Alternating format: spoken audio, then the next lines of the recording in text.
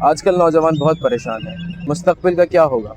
نوکری ملے گی یا نہیں کسی کو نہیں پتہ، مہنگائی آسمانوں کو چھو رہی ہے، شادی کروں یا نہیں کچھ نہیں پتہ، کیا کروں اس کے بارے میں پلیز اس پہ وضاحت فرما دیجیے۔ آج کل نوجوان پریشان ہیں یا نوجوان پریشان رہتے ہی ہیں؟ آج کل کہنے کی شاید یہاں حاجت ہے، کیونکہ برسوں گزر گئے، نوجوانوں کو یہ پرابلمز تو رہے ہیں کہ روزگار کا کیا ہوگا، تعلیم کا کیا ہوگا، شادی کا کیا ہوگا، گھر کیسے بنے گا، اپنا ہوگا کرائے کا ہوگا، لینا پڑے گا دینا پڑے گا۔ تو یہ ایشوز بیسیکلی نئے نہیں ہیں، یہ پرانے ایشوز ہیں۔ 40-45 ایئر لگتے ہیں ایک پراپرلی اسٹینڈرڈ لائف کی طرف آنے میں۔ آپ کی زندگی 40-45 سال کی ہو جاتی ہے۔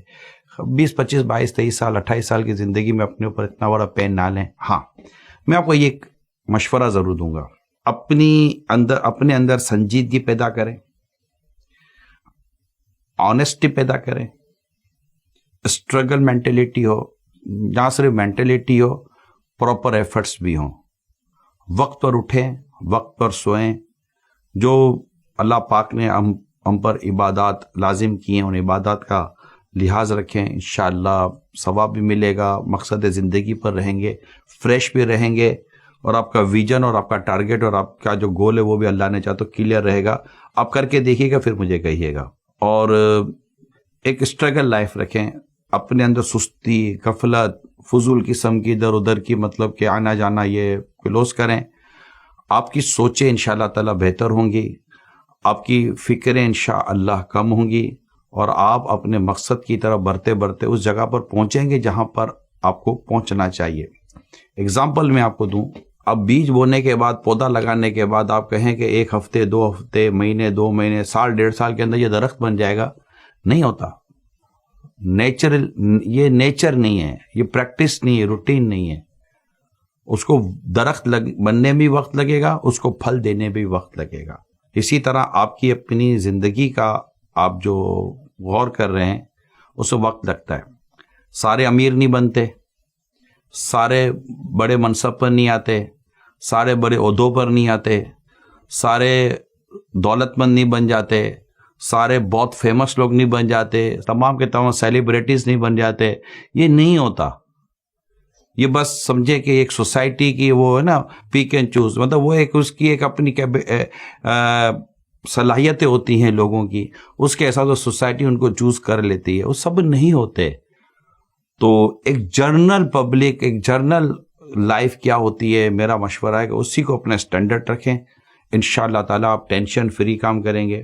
اسپیشلی رزق کے معاملے میں اپنے رب پر بھروسہ کریں، اور یہ یاد رکھیں کہ اللہ پاک نے ہمارا رزق طے کیا ہوا ہے، ہماری پیدائش سے پہلے ہمارا رزق طے ہے۔ حدیث پاک میں آتا ہے کہ تم اللہ پر ایسا توکل کرو جیسا توکل کرنے کا حق ہے، تو اللہ تعالیٰ تمہیں اس پرندے کی طرح رزق دیتا ہے جو اپنے گھونسلے سے بھوکا نکلتا ضرور ہے مگر اپنے گھونسلے میں بھوکا آتا نہیں ہے۔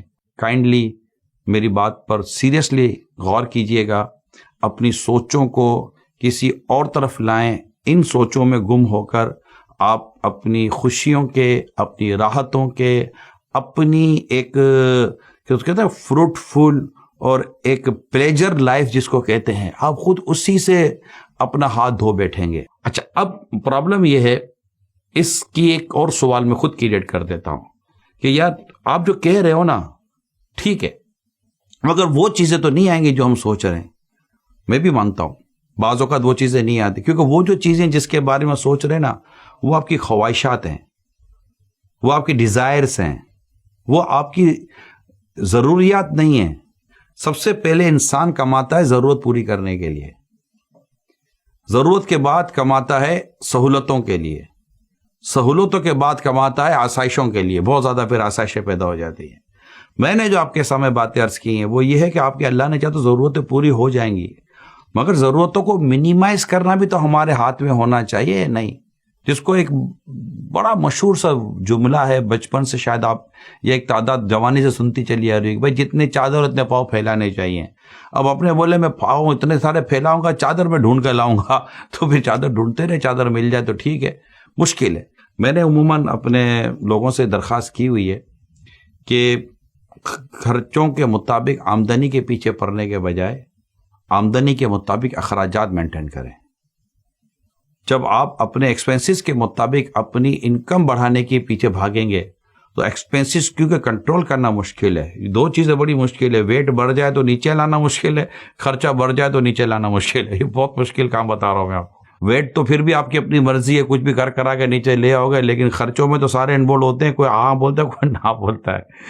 لہٰذا میرے پیارے اسلامی بھائیوں, پریشان ہونے کی ضرورت نہیں ہے. اللہ پاک پر بھروسہ کریں, نیک لوگوں کی صحبت میں رہیں, انشاءاللہ سب بہتر ہو جائے گا.